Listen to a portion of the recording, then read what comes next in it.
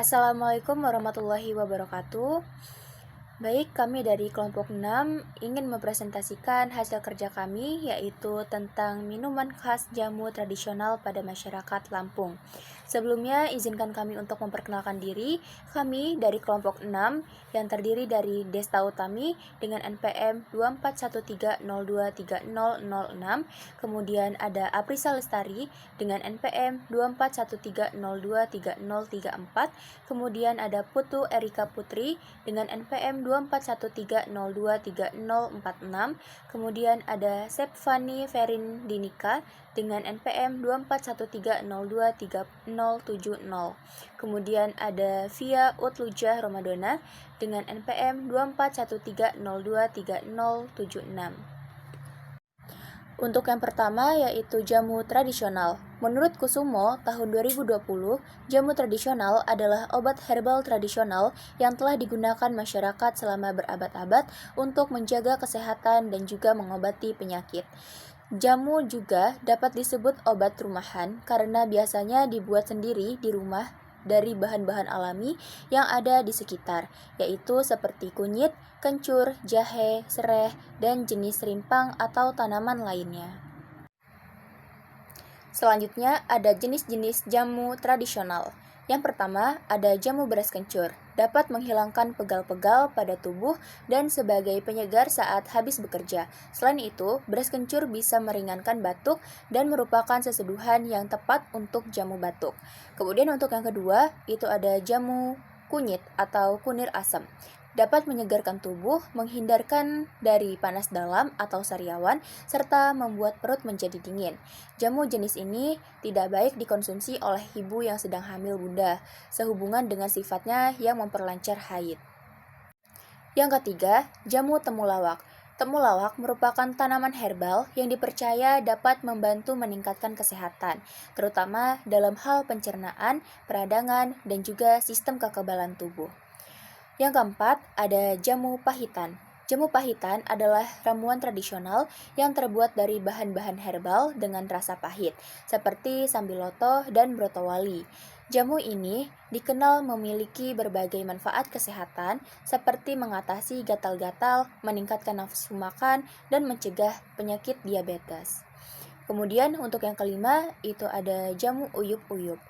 Dapat meningkatkan produksi air susu ibu pada ibu yang sedang menyusui, menghilangkan bau badan yang kurang sedap baik pada ibu maupun pada anak, dan mendinginkan perut. Proses pemilihan bahan. Pemilihan bahan jamu adalah tahap penting yang menentukan kualitas dan efektivitas, dimulai dengan tujuan pengobatan seperti pencernaan atau nafsu makan. Pengetahuan khasiat tanaman diwariskan dan didukung oleh penelitian ilmiah. Setelah menentukan jenis tanaman, pilih bagian yang berkhasiat seperti daun, rimpang, atau buah. Pertimbangan umur dan kondisi tanaman, rimpang kunyit tua, misalnya lebih banyak kurkumin. Waktu panen juga penting, biasanya di pagi hari untuk menjaga kandungan zat aktif. Setelah panen, bahan disortir untuk memastikan kualitas. Bahan harus segar dan bebas kontaminasi. Proses tradisional dilakukan manual, sedangkan industri modern melibatkan pengujian laboratorium untuk keamanan dari logam berat dan residu pestisida. Setelah disortir, bahan dicuci dengan air bersih untuk menghilangkan kotoran. Dalam industri, sering digunakan metode sterilisasi untuk memastikan higienis. Beberapa bahan kemudian dikeringkan untuk mengurangi kadar air dan mencegah pembusukan. Dalam praktik tradisional, pemilihan bahan jamu mempertimbangkan keseimbangan panas dan dingin. Jahe panas biasanya dipadukan dengan bahan dingin. Aspek spiritual juga penting, dengan kepercayaan bahwa waktu tertentu baik untuk panen dan ritual dilakukan sebelum panen. Pemilihan bahan jamu mempertimbangkan kombinasi yang tepat untuk memperkuat khasiat dan mengurangi efek samping. Ilmu meracik ini kompleks, dan dalam pengolahan modern, kombinasi telah diuji secara klinis untuk memastikan dosis yang tepat. Pemilihan bahan jamu penting untuk menjaga khasiat dan keamanan. Ini melibatkan pemahaman tentang alam, tubuh manusia, dan kearifan lokal, menjadi fondasi utama pembuatan jamu yang berkualitas. Selanjutnya, proses pembuatan jamu tradisional. Proses pembuatan jamu tradisional melibatkan prinsip-prinsip kimia yang mendasari ekstraksi dan stabilisasi senyawa aktif dari tanaman obat. Proses yang pertama yaitu pemilihan dan persiapan bahan. Tanaman obat seperti kunyit, jahe, dan temulawak mengandung senyawa aktif seperti kurkumin, gingerol, dan santorizol. Proses pencucian dan pengeringan ini dilakukan untuk mengurangi kadar air, mencegah pertumbuhan mikroba, dan mempertahankan stabilitas senyawa aktif. Proses yang kedua yaitu pengolahan awal. Penggilingan atau penghancuran bahan bertujuan untuk memperbesar luas permukaan, sehingga mempermudah pelarut dalam mengekstraksi senyawa aktif. Proses ini meningkatkan efisiensi ekstraksi dengan memecah dinding sel tanaman, memungkinkan senyawa aktif larut lebih mudah dalam pelarut. Selanjutnya, yang ketiga, proses ekstraksi senyawa aktif. Ekstraksi senyawa aktif adalah proses mengambil zat-zat bermanfaat dari tanaman obat seperti kunyit, jahe, atau temulawak yang memiliki khasiat untuk kesehatan. Zat-zat ini disebut dengan senyawa aktif karena memberikan efek penyembuhan atau pencegahan penyakit. Tanaman obat dikeringkan untuk mengurangi kadar air, kemudian digiling menjadi serbuk halus. Langkah ini bertujuan untuk memperbesar permukaan bahan, sehingga pelarut dapat lebih mudah mengekstrak senyawa aktif. Yang keempat, penyaringan dan pemurnian. Setelah diekstraksi, campuran disaring untuk memisahkan cairan ekstrak dari ampas tanaman. Langkah ini penting untuk menghilangkan partikel padat yang tidak diinginkan. Selanjutnya, pelarut akan diuapkan untuk mendapatkan ekstrak kental atau kering yang mengandung senyawa aktif. Proses yang kelima yaitu formulasi dan penyimpanan.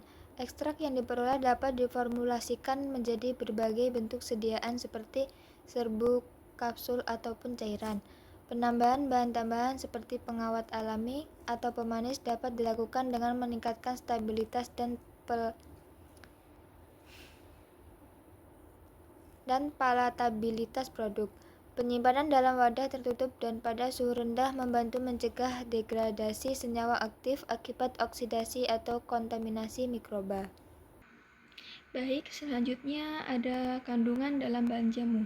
Yang pertama yaitu jamu kunyit asam.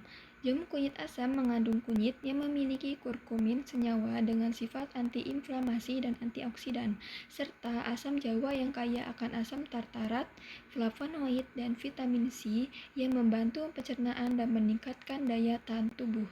Yang kedua yaitu jamu beras kencur, mengandung etil sinamat dan metil eugenol yang berfungsi sebagai antiinflamasi dan antimikroba, serta beras yang memberikan karbohidrat untuk energi dan stamina.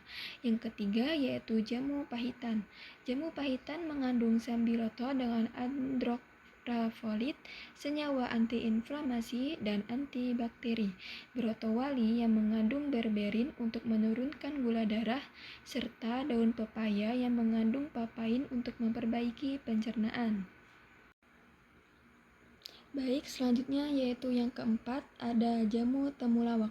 Jamu temulawak mengandung temulawak yang memiliki kantorhijol, kurkumin, dan minyak atsiri yang bermanfaat untuk antiinflamasi, antioksidan, serta mendukung kesehatan hati.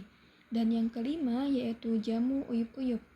Jamu uyup-uyup mengandung daun sirih yang mengandung eugenol untuk antibakteri, kunyit yang memberikan efek antiinflamasi dan antioksidan, serta beras kencur yang membantu meningkatkan energi dan melancarkan pencernaan. Baik, selanjutnya yaitu keterkaitan dengan materi kimia. Yang pertama ada campuran dan larutan.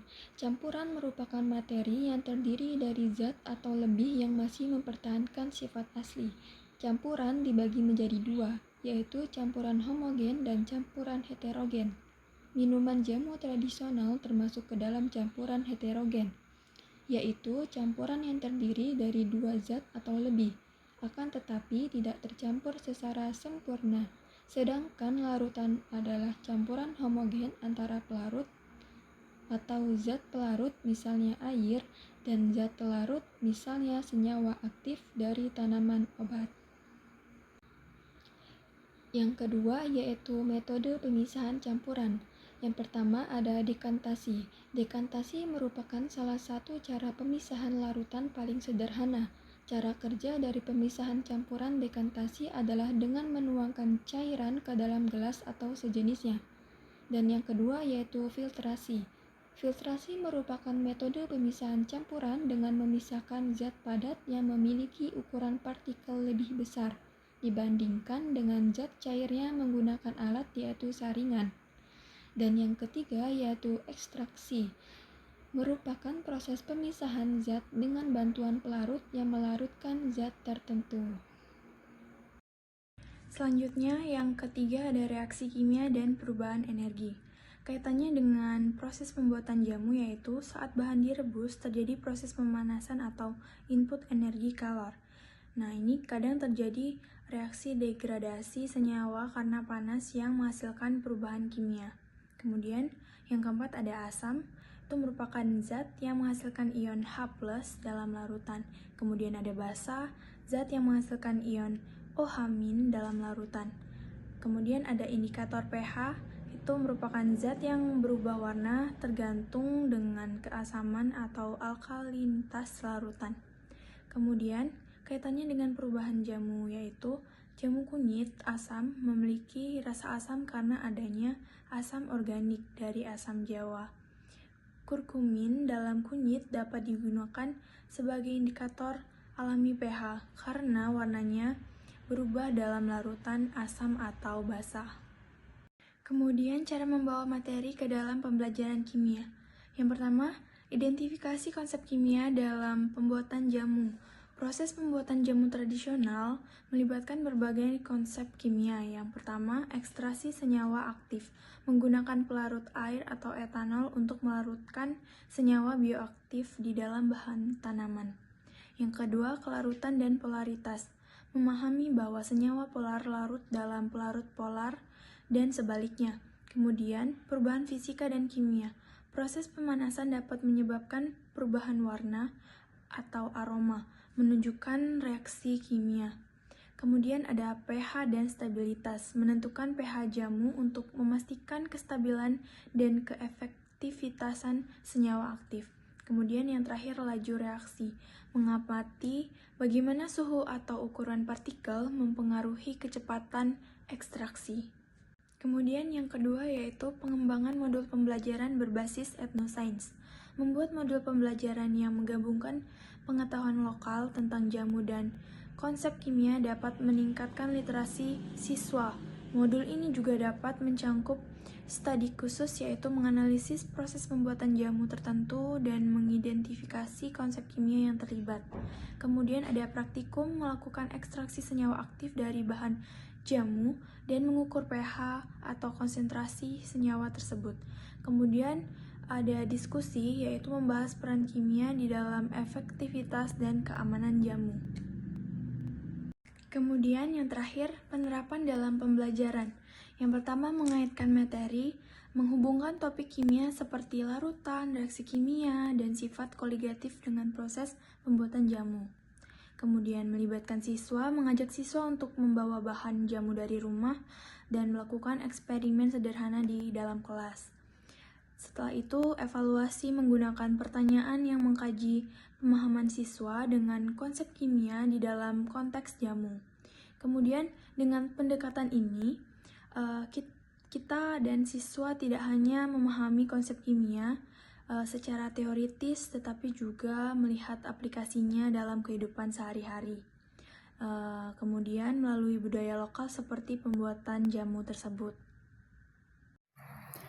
Kesimpulannya, etnosains pembuatan jamu khas Lampung merupakan warisan budaya lokal yang tidak hanya bernilai historis dan kesehatan, tetapi memiliki keterkaitan yang kuat dengan konsep-konsep ilmiah dalam bidang kimia seperti campuran dan juga larutan, pemisahan zat seperti filtrasi dan juga dekantasi, serta reaksi kimia yang terjadi selama proses perubusan dan juga ekstraksi senyawa aktif dari bahan alami.